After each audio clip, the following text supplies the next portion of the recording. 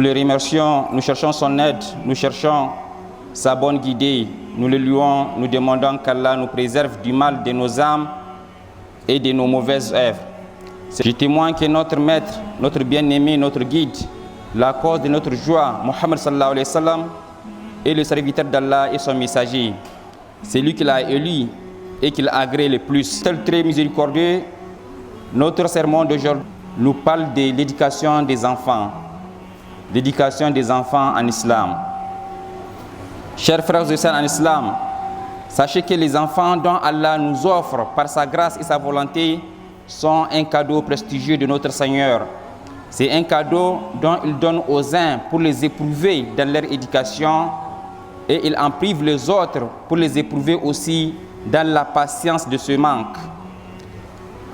Nos enfants sont alors une amana pour nous. Ils sont aussi des épreuves pour nous vis-à-vis d'Allah. Ils peuvent être pour nous un moyen d'accéder au paradis si nous nous acquittons correctement de la amana de leur éducation que Dieu nous a confiée.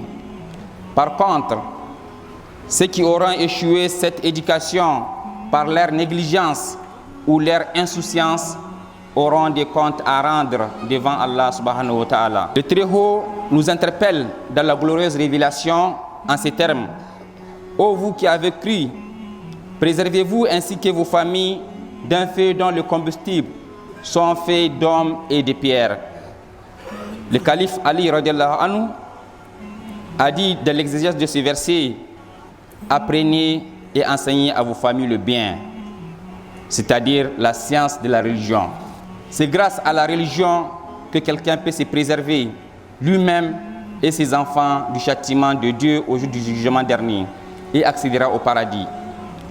À ce titre, le Très-Haut nous dit dans la glorieuse révélation, ceux qui auront cru et que leurs descendants auront suivi dans la foi, nous ferons que leurs descendants les rejoignent et nous ne diminuerons en rien le mérite de leurs œuvres, chacun étant tenu responsable de ce qu'il aura acquis.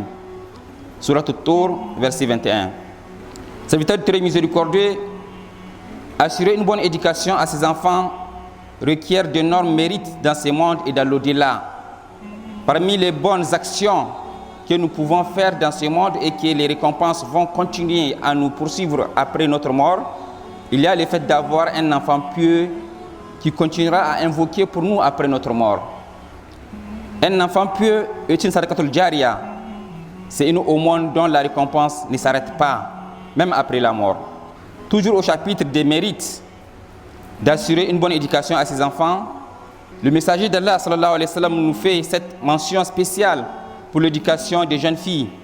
Il dit entre autres, quiconque entretient 2 filles jusqu'à leur puberté viendra au jour de la résurrection alors que lui et moi nous serons ceci.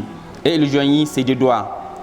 Une façon de dire que nous serons ensemble avec le messager d'Allah sallallahu alayhi wa sallam. Dans une autre version, il dit, elles seront pour leurs parents un bouclier contre l'enfer. Allahu Akbar. Après avoir fait un tour d'horizon sur les mérites de l'éducation des enfants et rappeler notre responsabilité inconditionnelle pour son aboutissement, nous devrons nous demander la question de comment l'assurer. Pour assurer une bonne éducation à ses enfants, plusieurs éléments rentrent en jeu, dont entre autres des éléments préliminaires et des éléments routiniers. Au nombre des éléments préliminaires qui s'appliquent surtout aux parents, nous pouvons souligner entre autres le choix du conjoint. Il est impératif de choisir à ses enfants une bonne mère et un bon père. Le calife Omar bin Khattab radhiyallahu anhu fit interroger un jour sur les droits des enfants sur son père et il répondit: le père doit bien lui choisir sa mère, lui donner un nom convenable et lui apprendre le Coran.